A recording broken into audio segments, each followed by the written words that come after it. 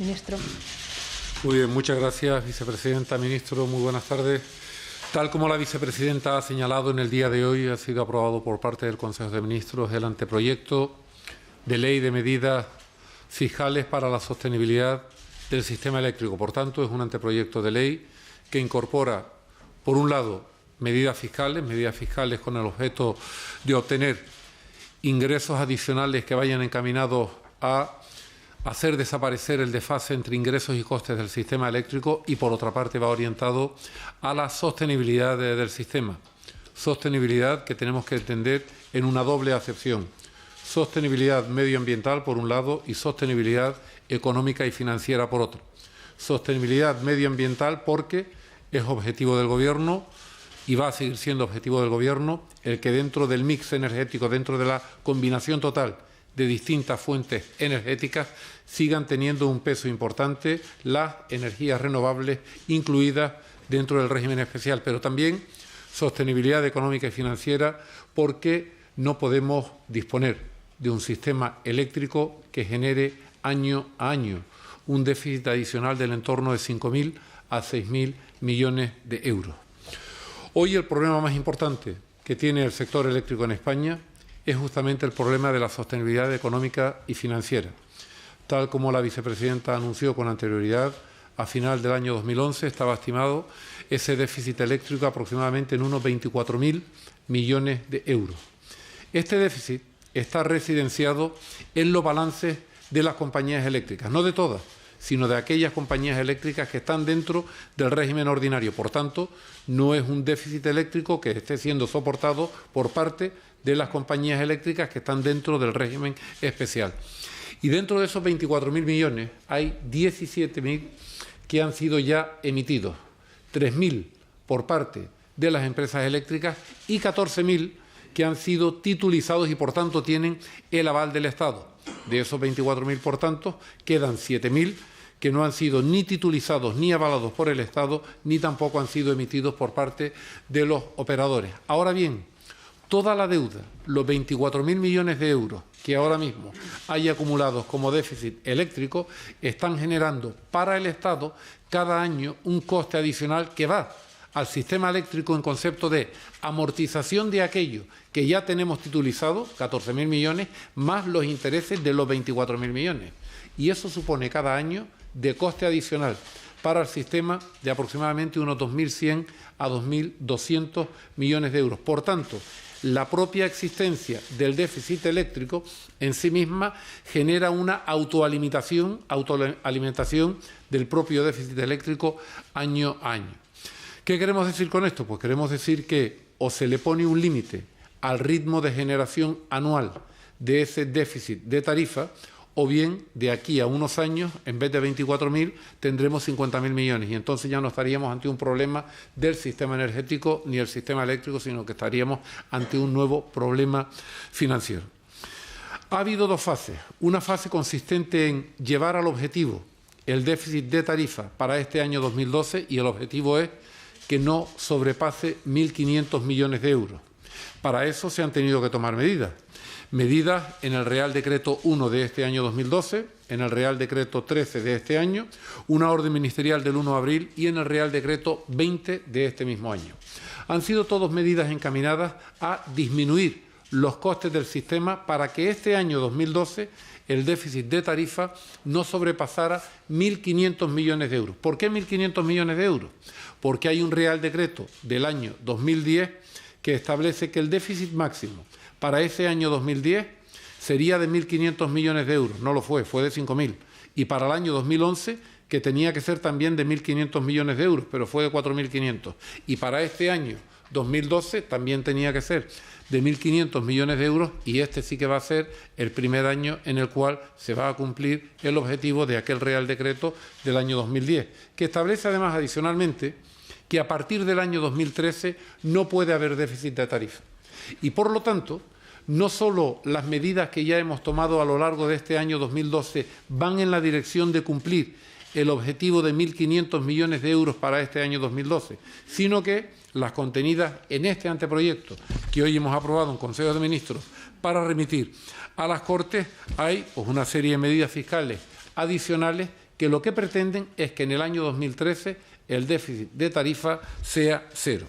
Bien, ¿qué ocurriría si no tomáramos este tipo de medidas? Pues que el próximo año tendríamos un déficit de tarifa adicional que está calculado, y cuando digo calculado, claro, porque todo esto tiene mucho que ver con la mayor o menor producción de energía eléctrica, con el mayor o menor consumo, lo cual está relacionado también con cómo vaya evolucionando la actividad económica. Si es más alta, más consumo, más producción; si es más baja, lo contrario. Por tanto, la estimación que se había hecho es que, de no haberse tomado medidas, habría un déficit de tarifa adicional para el próximo año de 5.250 millones de euros. Por tanto, el conjunto de medidas que hoy están contenidas en el anteproyecto de ley que hemos aprobado van justamente encaminados en esa dirección, que el déficit del próximo año sea cero.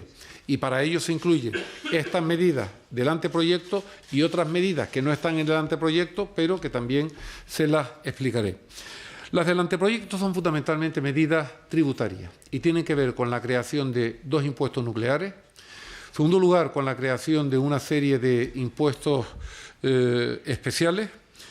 En tercer lugar, con la creación de un canon que grava la generación hidroeléctrica. Y en cuarto lugar, un impuesto uniforme de naturaleza directa, real, del 6% de tipo fijo para todo tipo de tecnologías de generación. Vamos con la, explicación de cada uno de ellos. En primer lugar, el impuesto nuclear. Se divide en 2. En primer lugar, el impuesto que grava la generación de residuos radiactivos y, en segundo lugar, el que grava el almacenamiento de esos residuos radiactivos. En cuanto al primero de ellos, el que grava la producción de residuos radiactivos resultantes de la generación de energía nuclear, el hecho imponible es la propia producción del combustible nuclear gastado y los residuos radiactivos resultantes. Se establece un tipo impositivo en este impuesto de 2.190 euros por cada kilo de metal pesado producido. Y la previsión de ingresos por estos impuestos para los años 2013, 14 y 15 es de 269,6 millones de euros por cada año. Hay un segundo impuesto nuclear, que es el impuesto sobre almacenamiento de residuos radiactivos, que lo que viene a hacer en realidad es reordenar el conjunto de impuestos de esta naturaleza que hoy ya están gravando en las comunidades autónomas aquellos reactores nucleares que están ubicados en sus territorios, y este impuesto lo que viene a hacer es a reordenar un poco y, a unificar los hechos imponibles que están gravados por esas comunidades autónomas. Por tanto, no supone ningún ingreso adicional, lo que supone es una ordenación de todas esas figuras tributarias que ya existen por parte de las comunidades autónomas. En segundo lugar, hay un canon a la generación hidroeléctrica. Este es un canon que se establece por la utilización de aguas continentales para la producción de energía eléctrica. Es un canon que va a ser recaudado por los organismos de cuenca, destinado a la protección y mejora del dominio público hidráulico.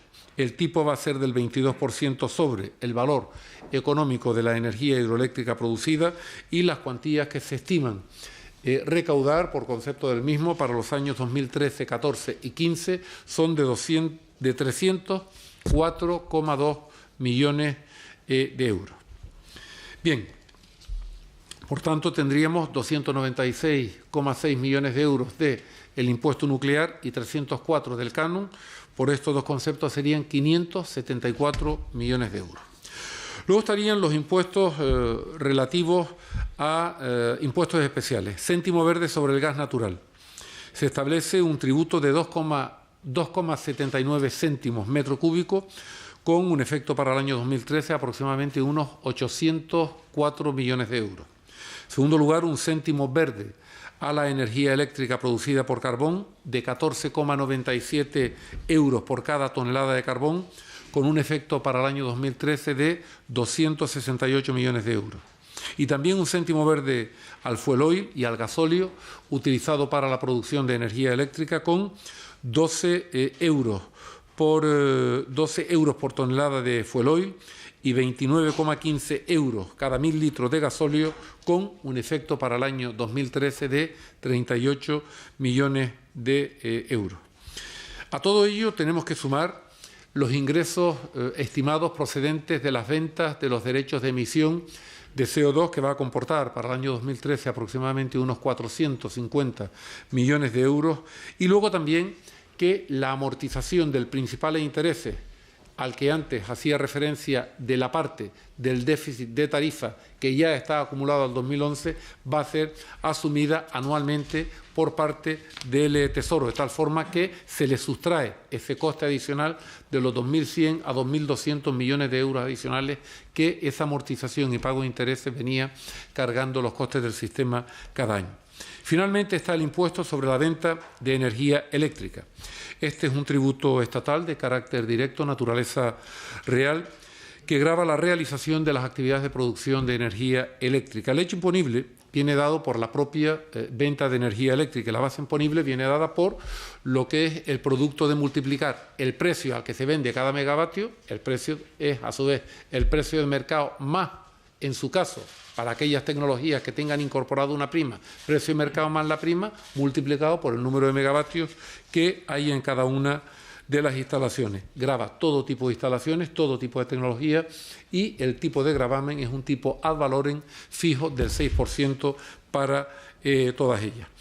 El impacto de este impuesto del 6% en las tecnologías del régimen ordinario, por tanto aquellas que incluyen la nuclear, hidráulica, carbón, fuel, gas y los ciclos combinados, es de 571,7 millones de euros.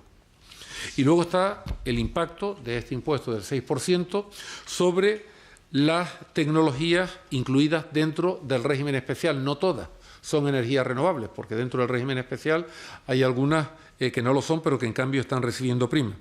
Estas son la biomasa, cogeneración, la energía eólica, la fotovoltaica, la termosolar, la hidráulica y la de residuos. El conjunto de recursos que se espera recaudar por este impuesto aplicado al régimen especial es de 688 millones de euros. Y hay una particularidad también que se introduce en la propia ley, y es que para aquellas energías renovables que utilicen en alguna parte combustibles fósiles para producir esa energía, esa parte que utiliza combustibles fósiles no va a estar primada.